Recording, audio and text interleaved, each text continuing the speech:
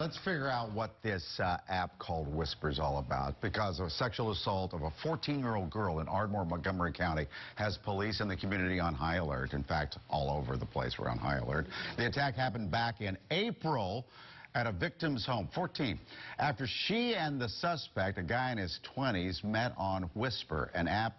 Even though the app is not new, it's about 6 years old, a lot of us don't know about it. Many people, including parents, don't seem to know what it's about.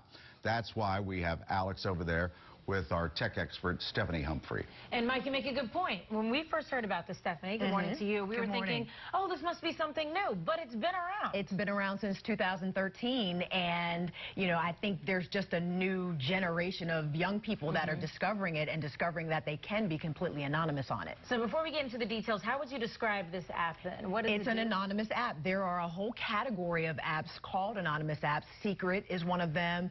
It started back with Post Secret back in 2005. Oh, where people would write in postcards and share their secrets. Exactly. That became an app, and that sort of trend started happening. Yik Yak is one of them. Ask.fm is one of them. But they are just categorized as anonymous apps because the whole point is so that no one knows your identity. Okay, so we're looking at it now. So it's purple, and it's called Whisper. Yes. And that's how you can recognize it. So let's go to then the settings, because that's where you can set up what people can see. And you can see right here, they actually pick a username for you. They randomly pick a username because they want you to remain as anonymous as possible. And you can change this, but they actually discourage it. They say, well, if you change it, somebody may know, you know, based on what you choose your username to be, who you are. Exactly. Exactly. So this is yours, and that's the name they gave you. That's right the name there. they gave me. All right.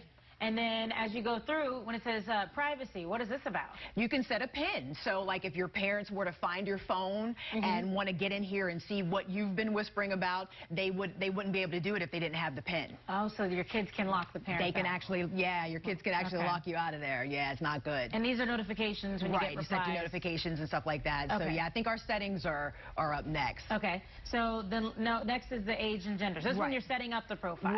Right. So you can basically choose your gender, and you can choose your age. There's no verification for this, so there's no way to know. So you don't have to put in your birthday or the year? You just pick a range here, and whatever you say you are, that's what the app thinks you are. They just accept that. Yeah. All right. So then next, so we're going to get to the app, what it looks like when you go through it. So you set up your profile. Set up your profile. Now this is what you see when you log in. Exactly. These are other people's whispers. This is not the type of social media app where you can like follow people or friend anyone. But because they're all anonymous. Right, because it's all anonymous. Once you get to this page, if you see something, you know, someone says something that interests you, you can actually go in and reply to them, or you can start a chat directly with them back and forth. So let's just break down what we're seeing right now, because it kind of looks like mini Instagram. If you guys are on Instagram posts to me. So there's these are four different people that have just come up before we start scrolling. Right. And so what they do is they post a picture and then just actually they post the quote first, and then Whisper will suggest photos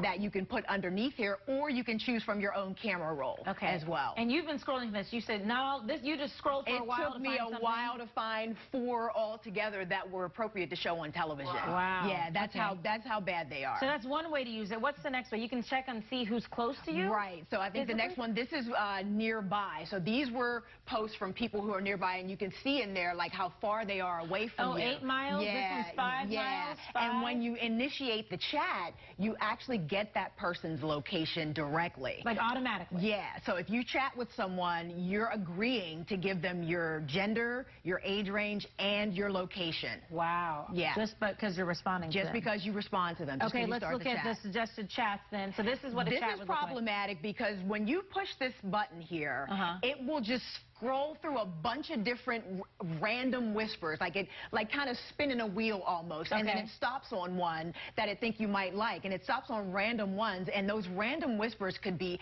anything. They could be solicitations, there could be profanity in there, there could be nudity, and you're just dropped right in. Okay, lastly then, the personal info, because once you get into a chat like you were mentioning, your personal info's out there. It says see this user's age, gender, and location by providing your own. So they encourage you to give your information to get the other person's, and this is how you get into the chat. So is there any way to control this or to say, no, you can't give out your age and information when you do Not through the app.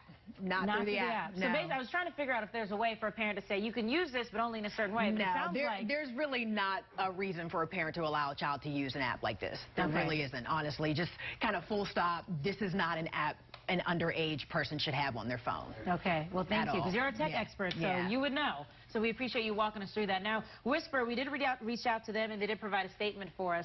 And they said, quote, "We do not recommend that our users meet up with strangers in real life, and the app is not intended or designed to encourage that. But similar to any other social network like Twitter or Snapchat, users can communicate with others privately, and they decide to take relationships outside of the app."